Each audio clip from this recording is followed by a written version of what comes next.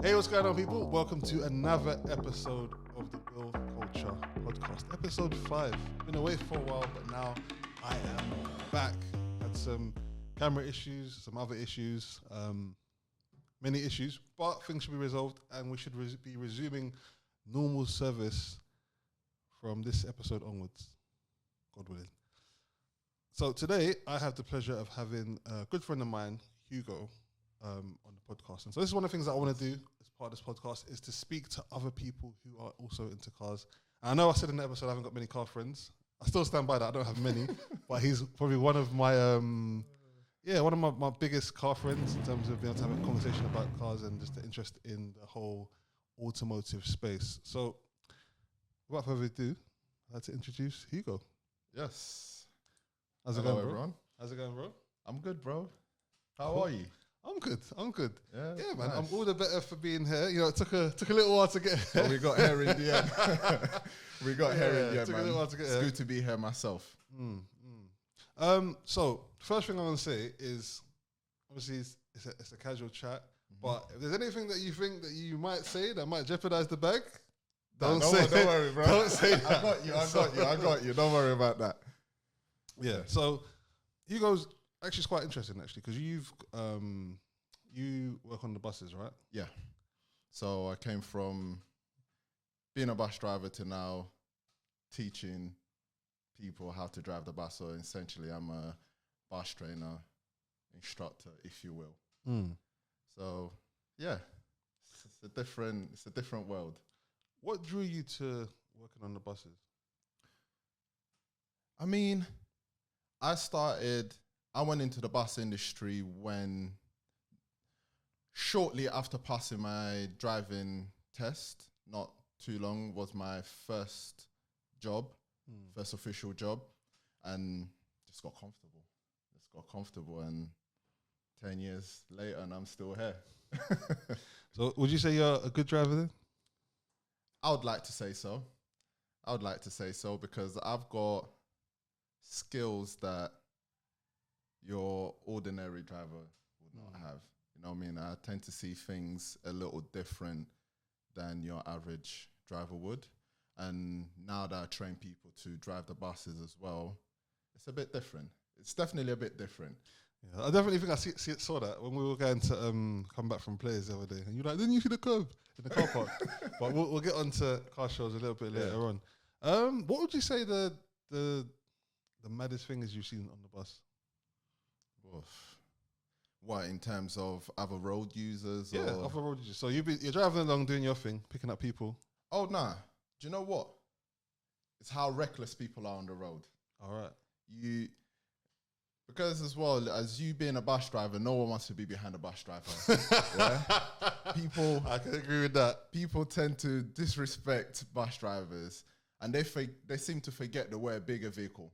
If anything is to happen, the damage is going to occur to them, not really us as much. Obviously, we are carrying passengers, and we need to be cautious of that. But the maddest thing that I'll say is, you know, when you're driving along and you're about to go past a junction or a road, and you get someone coming, shooting from your offside straight across you, missing you from literally milliseconds, and then you would have had him. It's interesting you say that, because I think, like, I'm gonna lie, as someone who's You're reckless like that as well. Yeah? I'm like, buses get on my nerves, but I'm always respectful of them, I must say, because what I'm mindful of is the fact that it's a big vehicle, isn't it? Like I've learned other people's mistakes as well, like the swing out at the back of the bus as well. Yeah. But let me ask you a question though.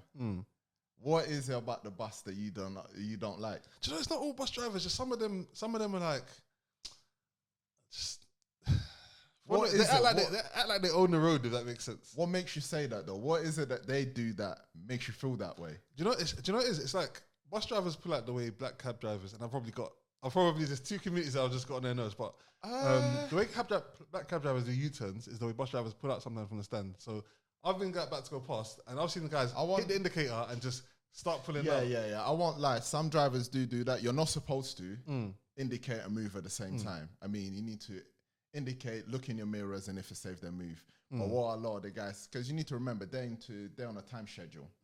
they need to be at a certain place at a certain time. So a lot of the times they tend to be rushing. Whereas people tend to think that bus drivers are just slow, they take their time and all of that, but they're actually on job. I mean, I respect it because when it pulls out, I'm stopping. Like, because I always said to, as I said in the last podcast, my wife started driving recently. So, obviously, you know my wife. So, like, I tell her, if it's you versus the bus, don't bother because if the bus driver clips your car, however badly the bus is damaged, that's not their person's whip. That's not their car. Like, they're fine. They're going home, jumping in something else. All they have to do. And that's someone else's problem. That's exactly it. I don't know. I mean, some bus drivers are reckless and they tend to bully other road users. Oh yeah, definitely. Because of the size of the vehicle, yeah, definitely. You know what I mean? So I can't even protect them like that. I can't protect. It's not all of them, but some of them they do use the size of the vehicle to their advantage. And sometimes you do have to. Sometimes you do have to. Well, if you're running late, you just say I'm pulling out. No, it's not even that. Do you know? Even now, training bus drivers, one of the analogies that I use is like, just see yourself as a big boat, yeah? See yourself as a cruise ship, and you're about to leave the dock, and you've got all the small boats around you, yeah? As you move along, you create those waves that push away all the little boats. It's not a bad analogy still. Yeah, and sometimes you do have to use the size of the vehicle to your advantage because people don't respect buses on the road. And you have to be defensive at times in the way that you drive. But not all drivers are like that. Those tend to be those that are just fed up with their job already. They've had enough, so it's just another day at the office. They just want to get it over and done with. But not all drivers are like that, I don't think. What do you think are some of the things that like you've kind of discovered in your experience that you've learned about buses or bus driving that most people have no idea about? Lack of awareness. Because we're driving such a big vehicle, you have to be aware of more of the road. It's like you need to see one thing and hold it in suspense and focus on another thing. Whereas even now, let's say getting people coming on to becoming bus drivers, we're not necessarily training them to drive. We're just adapting their driving style to a bigger vehicle and obviously just showing them the ropes of driving a bigger vehicle. So when they get behind the wheel, it's like then realize that there is so much more to it than driving a car. Because when you're driving your car, one of the things I'd say that people when they come into bus driving is that they don't use their midfield view. They're always on the near field. So the near field is like from your windscreen to the vehicle in front of you. That's your near field. And then your midfield would be something like, let's say 3 buses distance. Yeah. And when you're driving a large vehicle, you need to see things further ahead. You can't just focus on what's in front of you because things can change like that. Then you've got obviously your stopping distance and all of those things that come into play. So you have to see things as far as the eye can see and anticipate them as you approach them. What you realize with people that just drive cars, like your normal drivers, that they just see the car in front of them or the car after that. And that's that. It doesn't go beyond that. See, do you know what's interesting about that? Because one of the things I remember from my driving lessons, and I did like an advanced driving course lesson as well. But like observation and reading the road ahead was always like one of the big things that my first driving instructor mentioned to me. And so what stuck in my head, and maybe because at a point in time I might have driven slightly faster than the speed limit and that, but like you can't do it unless you're reading the road. And so I think naturally for me, I've always like kind of held on to that I have to like look well ahead and be able to see things. Yeah, but even then, even if you're reading things well ahead, you still need to have that thing in mind that whatever you're reading may change by the time. Oh no, definitely. Because if a lot of people don't see it like that. If you're allegedly exceeding the speed limit, allegedly, you need to make sure that you're thinking, okay, if someone jumps out now, what are you gonna do? Someone jumps out now, what are you gonna do? Or if someone pulls out that road, what are you gonna do? And so, yes, I think it's interesting. But I think observation is something a lot of people. But are you prepared? Oh no, I'm for prepared. those changes I'm on the prepared, road, bro. though. I'm prepared. They all say they Allegedly, are, but allegedly. until it happens. I'm prepared, allegedly. Until it happens, because what tends to happen a lot of the times is people see things, but they just take the time to react to it. Or they see the problem, but don't see the solution. I think I also have this thing personally where I look at driving and I say, well, there's this thing in racing, I'm probably butchering this, but it's called like 10 temps. Like if you're driving all out as fast as you can go. I mean, if you're doing that on the public highway, you're stupid for doing that. Yeah. Really. But sometimes, obviously, we might engage in some spirited driving where possibly you're, enjoying the performance, the performance characteristics of the car. But I just think never drive at the limit of your ability. And so, however fast I feel like I can drive, I always say to myself, well, let's dial that back a bit. And so, I always want to feel like I've got a little bit more in the tank. I could push a little bit harder. And then that all depends on adrenaline. And yeah, no, it's true. And to be fair, it's crazy. It's crazy talking about this on the public highway. Allegedly, of course. Yeah. Allegedly. No, but again, I feel like obviously if you're exceeding the speed limit or you're having a bit of fun or whatever, then you're a bit more aware. Automatically, you become a bit more focused on what you're doing. But on a day-to-day basis, people tend to zone out when they drive, especially if you're driving on a road that you know well. It's like you're just on autopilot.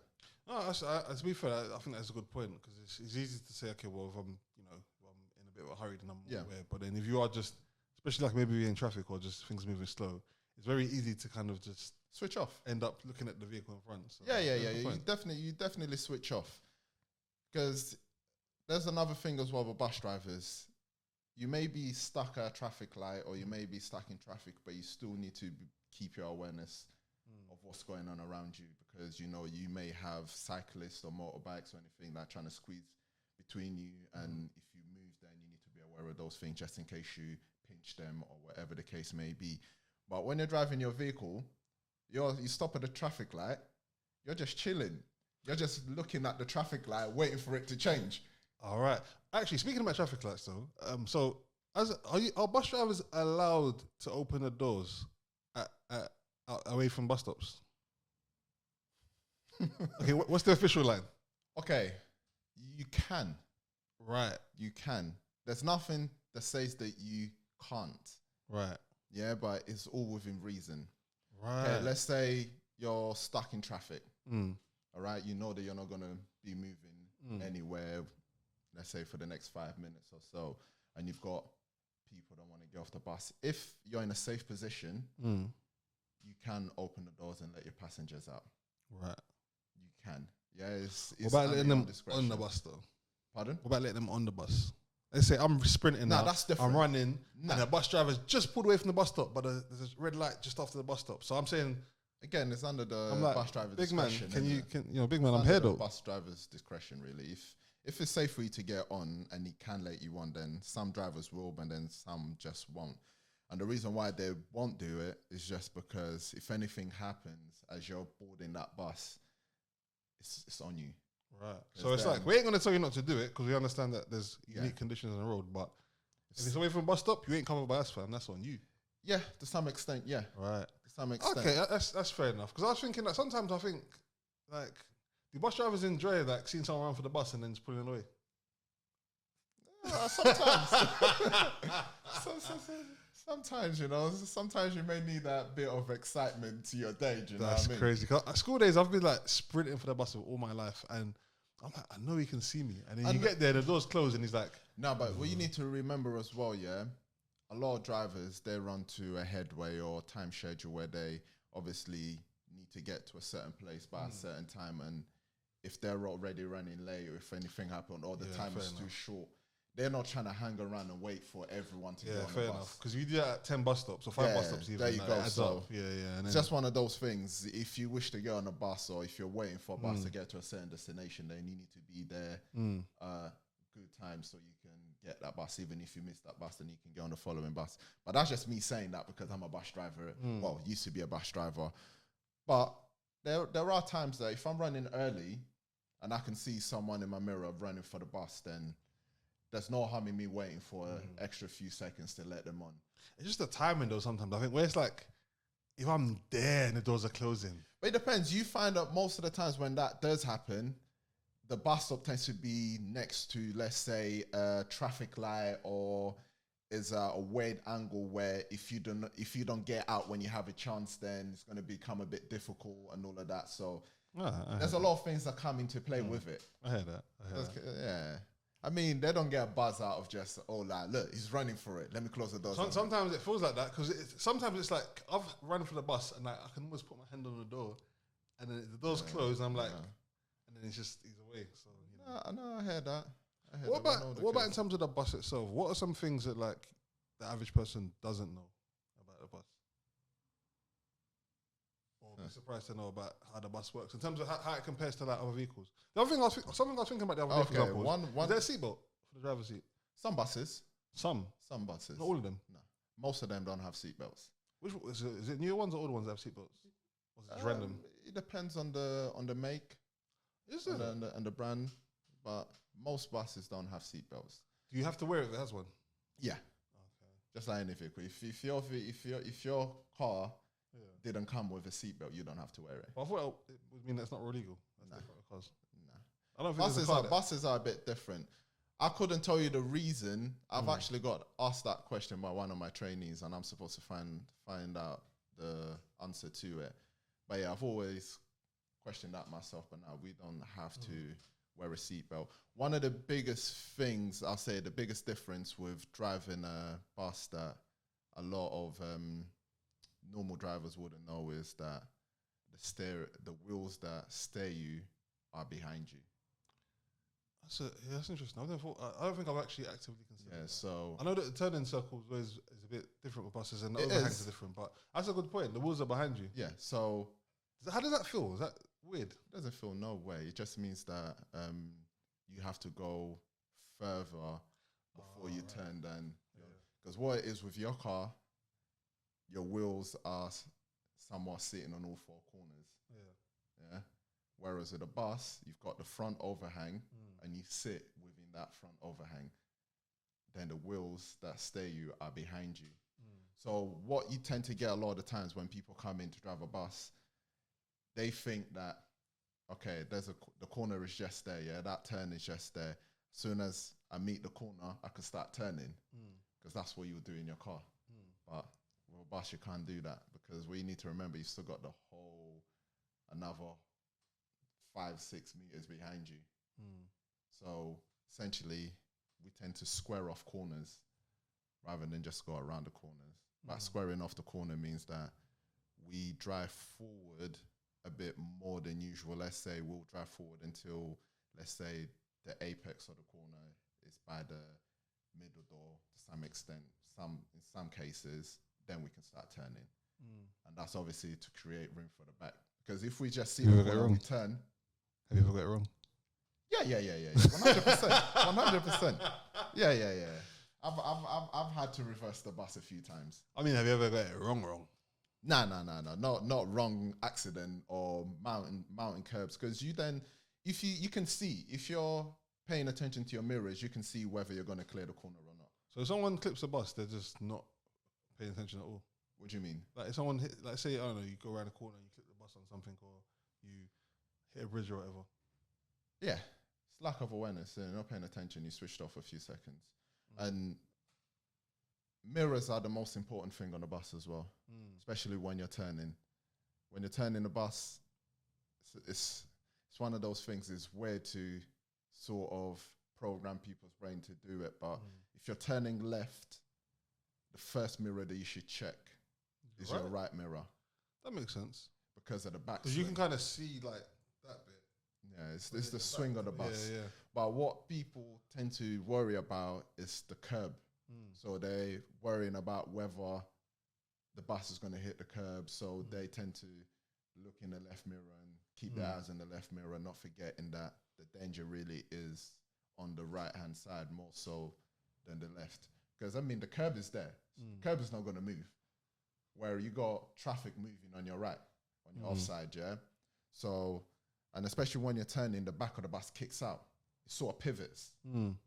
So you need to make sure that when you're turning, that back isn't going to hit anyone or the the other cars. Have you ever come back to the garage and seen a bus just? Oh yeah, plenty times. Have you? Is there anyone? Was there anyone that was obviously no names, known to be someone that just consistently mashes up buses? Nah, you don't really get. People don't really have accidents like that with buses, and when people do have big accidents, it's because something must have happened. It's either they wasn't paying attention, they fell asleep behind the wheel, or something major, or some form of mechanical failure. But aside from that, most bus accidents tend to be like little silly ones, like you clip someone's mirror, or you was turning and you caught someone on the door, or it's not big accidents. Most accidents are small accidents. Okay. What would you say, as we kind of come to the end of that section, just what is, I suppose, either your best or most memorable experience you've had driving the bus, or just working with the buses in general? It's the first time I took one on the motorway. How fast can a bus go? Not fast. It's like 56. Some of them are limited, to like 56 miles an hour. Have you driven an electric bus? Yeah. Are they fast? Yeah. Does it feel like, are they mad? Like, but normal buses feel fast anyways. Do they? Yeah. You drive a bus 30 miles an hour down the road, it feels like you're doing about 40, 50. Can you hit like a bend at 30? Has a bus ever felt like, I suppose no, you can. Would they tip over? They don't tip over. They don't tip over, but it feels like it's going to tip over. The lean is crazy. It's crazy. You can feel the top of the bus leaning.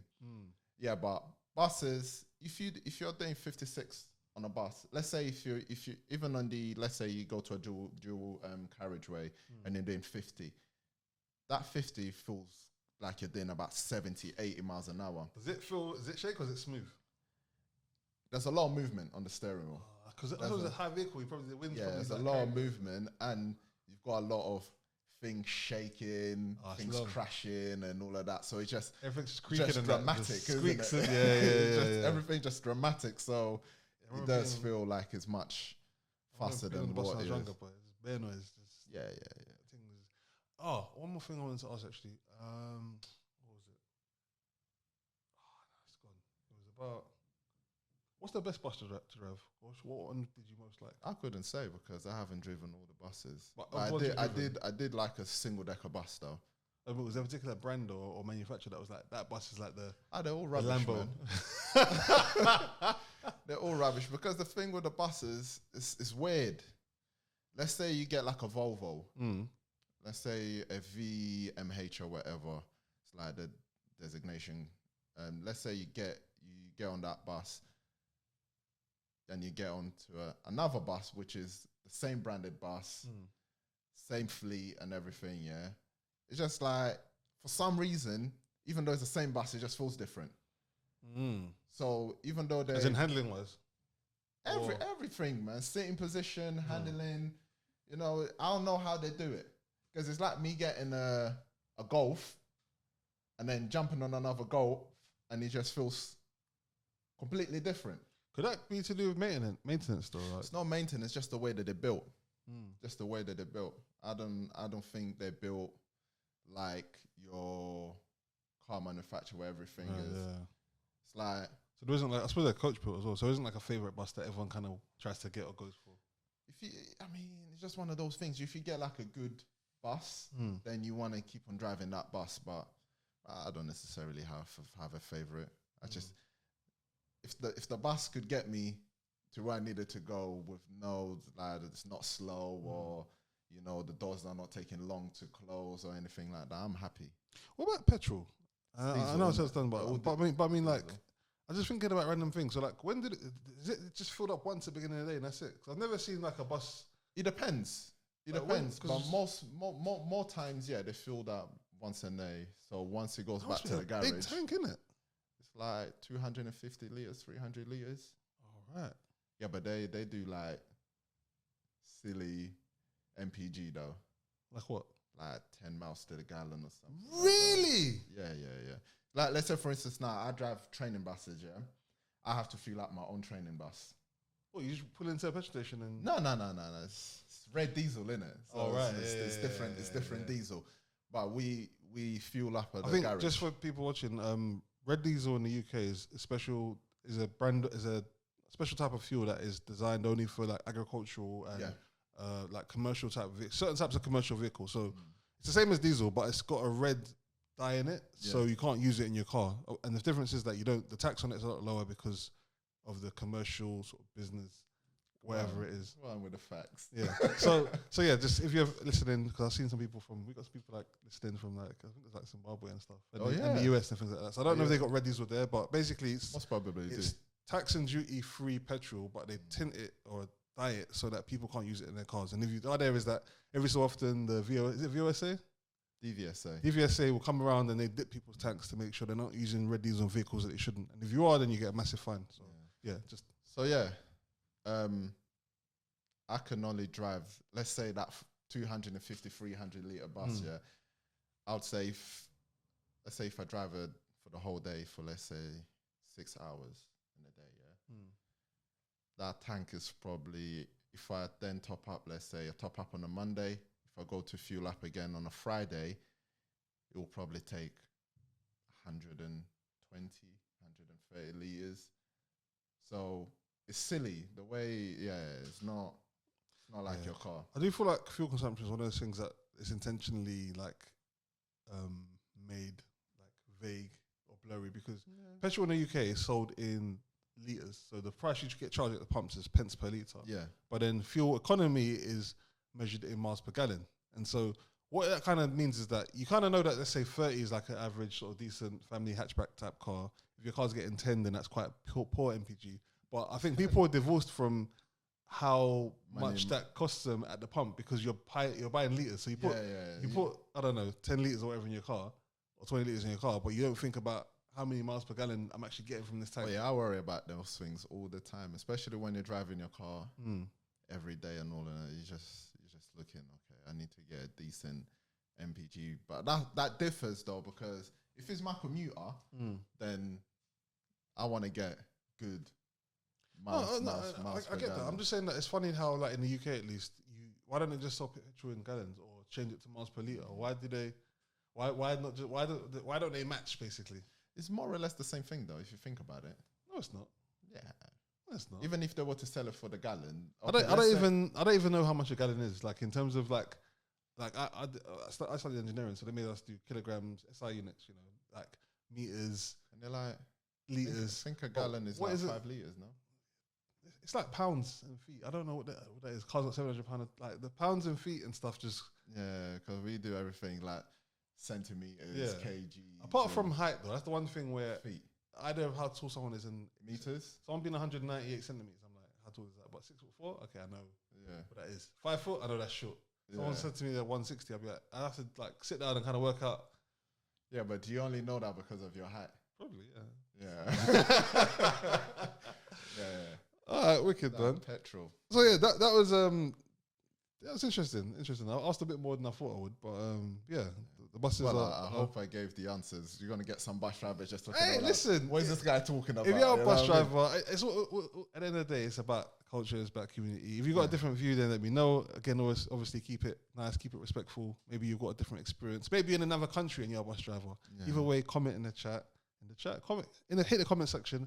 Let me know what your experiences have been as a bus driver or on the buses. So the other thing that I would speak about was car shows. And so funny enough, I think I went to my first car show with you, and I think we've been to actually quite a few when I think about it. So I was thinking about this the other day before today. So we've been to, the first one we went to, I think was Players we went to? No, Gravity. Went to Gravity first. Yeah. Then we went to Geneva. Yeah. That was, I think, went to Geneva Motor Show just before the pandemic. Oh, no, I think we done Geneva, then Gravity. Really? Yeah, I think so, yeah. Okay. So our first car show together was Geneva. Geneva? Yeah, I believe so, That's wild. I was yeah, like, hey. Yeah. It was a car show. And I was like, I had always wanted to go to Geneva.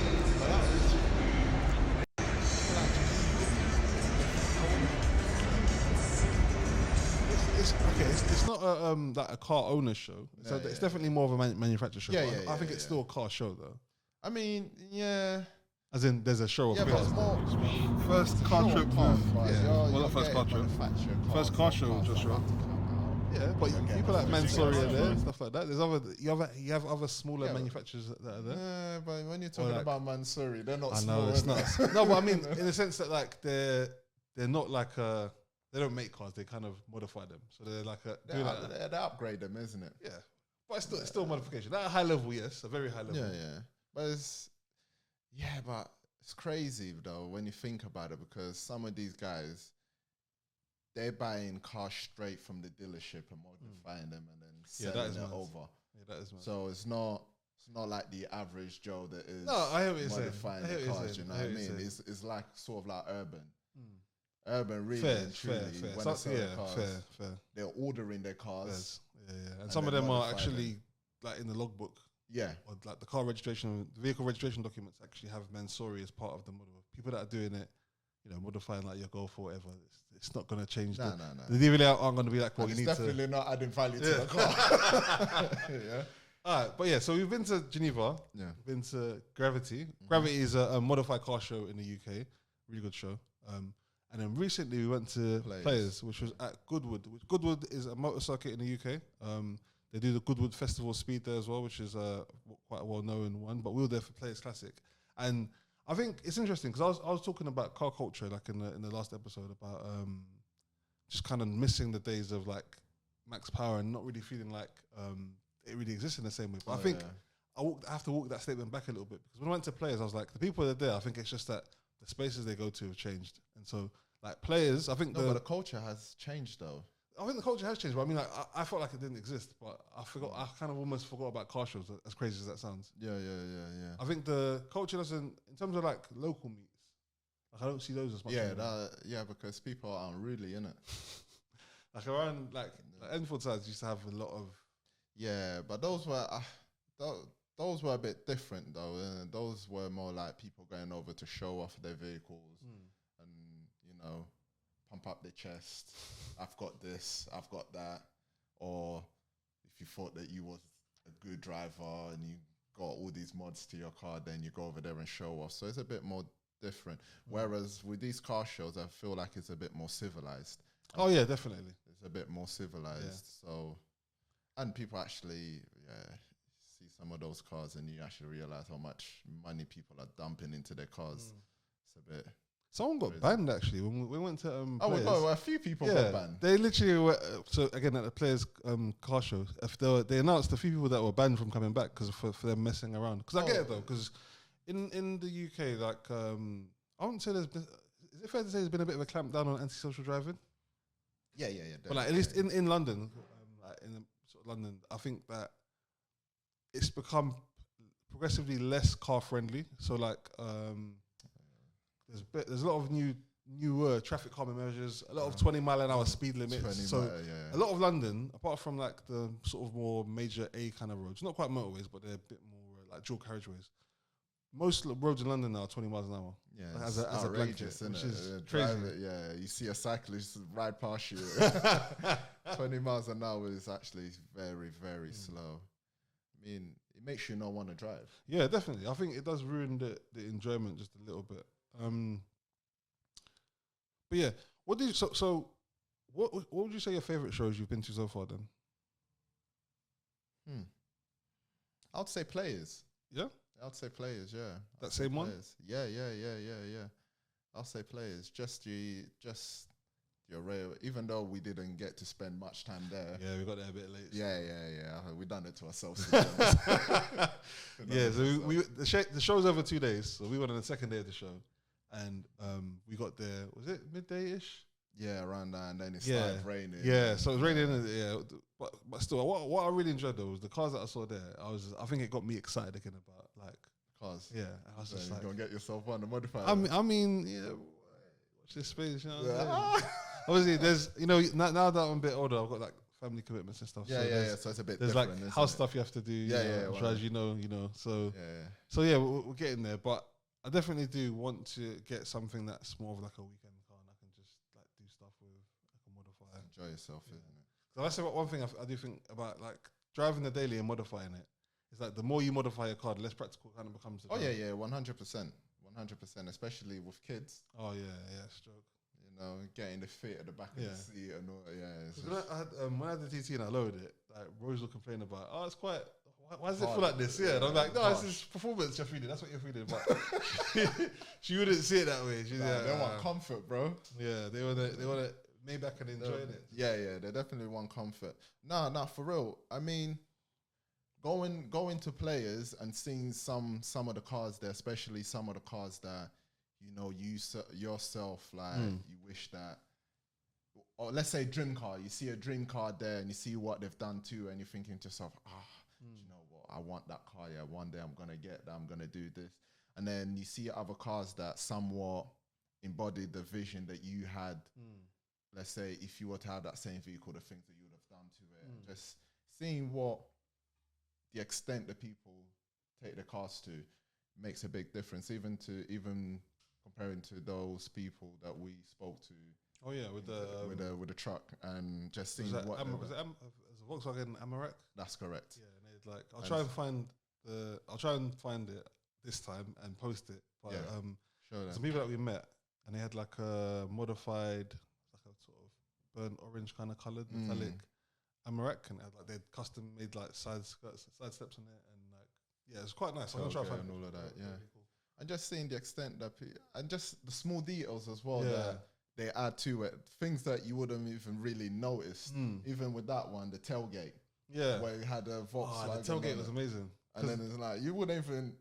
To me, I saw it, but I didn't even think to myself that the car didn't come with that. Yeah, because things I saw it straight away, and I was like, that's not standard. Because maybe because I've looked at a lot of the old school kind of I don't know, are they caddy pickups? I don't know. Yeah, the caddies. Yeah, and they'd like grafted this caddy tailgate onto this newer Amarok. Yeah. And even the seats. What I really liked about that car is that it was it looked like it could have been OEM. Oh yeah. So OEM plus. Yeah, so they had like Recaro seats in there. In the Amarok, I know, like bucket seats. Had a lift on it. Yeah. And then they had like a lot of custom like tubing that had been done as well. That's pretty cool. It was definitely a nice car. And it's sort of just like yourself, like going there and seeing those cars, it makes you want to just jump back into it and get yourself a little project car and something that you can, from time to time just go and tinker with. And yeah, it definitely planted the seed on me, I can say, for real. What I did find myself thinking at one point, though, particularly when I saw one car, and I can't remember the name of, I think I might have it on my phone somewhere, I'll check, but there was this black Beetle. Do you remember it? Oh, yeah. And the car looked amazing. Like the Mark II Beetle. Yeah, I loved how it looked. It's Mark II. But I looked at it, and at a point I said to myself, is this car really driven, though? Probably isn't. Do you know what I mean? Like, I looked at it. It didn't look practical. Check it. It didn't look practical. It was not even a practical thing. I just looked at everything on it just looked like it was mad expensive. Because it was. Even I saw some BBS wheels I'd never seen before. Like where normally wheels just kind of have like faces drilled into them, but this had like holes drilled kind of through some of the spokes. And I was like, I just looked at it and I thought, I've seen them a few times and before. I think they had like massive wheelwood brake calipers. And I looked at it and I thought, I bet this car ain't driven. Nah, they don't. It's a show car. This car, yeah. I was like, this car is too. Like everything on it just looked like the brakes looked like they were probably like a 5 or 10 grand brake kit. Massive. Everything rotors. done to the car was more expensive than the car itself. Probably, yeah. The wheels looked like they cost mad money. Yeah, the wheel probably alone was more expensive. They were nice though, but I just remember looking at them thinking, these are expensive. Yeah. But that's the extent that people go to do their cars, because you want to stand out, really. Especially if you're one that takes your cars to these shows. You want your car to stand out, you want to win the awards and all of that stuff. So that's what you live for, innit? That's your hobby. You're going into debt for a trophy in that. Yeah. No, but that's what they do, though. What, you think people go months in just to get their cars ready for the show? So, and they spend all their money on cars. Do you know what's interesting about car shows? Especially when I had the TT, I went to a few different ones, like sort of smaller ones. And I think that in some ways, car shows kind of are like so far removed from what the reality is for the average car owner. Because I remember somebody complaining about the cars that were, it's like in the TT forum, and someone was saying that the cars that were on the stand were like really poor. Like I saw swirl marks in them and stuff like that. And I thought, well, that's just the car that people actually use. And I think the person that spent money, that time trying to polish it and clean it, but it wasn't. It wasn't like obviously there's a level, isn't there? And the thing is, show cars are almost like not unrealistic, but they're almost like this unobtainium kind of view of. But it's a show car, isn't it? It's not a daily car. That's the point. You know what I mean? It's not your commuter. It's your show car. I mean, some people use their car as the show car, but that's because that's the only car they have. But most people don't really. It's like, for instance, if you have a track car, yeah, you don't expect your track car to be showroom quality. So if you're gonna take your car to be on a stand, come on, you need to make the effort to make it stand out. You need to make the effort to polish it, make sure that there's no swirl marks on it. Because more people that do that, their cars are not being taken out the garage unless it's going to a car show. And some of them don't even drive their cars to the drive they trailer them there. They trailer them there. So it's just, I don't know. I think a part of me just looks at that and thinks, well, like, at what point are you? I suppose cars are there to be enjoyed, but then I'm kind of prescribing how people are supposed to enjoy them. If for some people that's how you enjoy your vehicle, you trailer it, and it's more of like a ornament to you than it is like something you should. But more people like that, they have their pride and joy that they tend to enjoy and have fun with, and then it just so happens that specific car is to go take to the shows. Fair point. But I do hear what you're saying though, because if I was to have a car that I'm taking to shows, it's more than likely going to be driven. Yeah. So I'll probably drive it there, and once I get there, then probably give it a nice little clean before and all. I guess I just wonder if maybe like the enjoyment side of things, people aren't really getting to enjoy. But again, that's from the outside perspective. As long as if it's your car, the truth of the matter is it's for you to do what you want with it. So, saying that, one of the reasons why I think I wanted to have you as a guest, your first guest on the podcast, by the way. Hey, you gotta get my gold star for this one, bro. Was we had a conversation. So another friend of ours had a birthday party, and we're talking about like cars from like the 2000s. So it's our first vehicle, and actually on a point of that as well. If you weird sense of deja vu just now. What's that? Talking about players and then like a podcast. Anyway, yeah.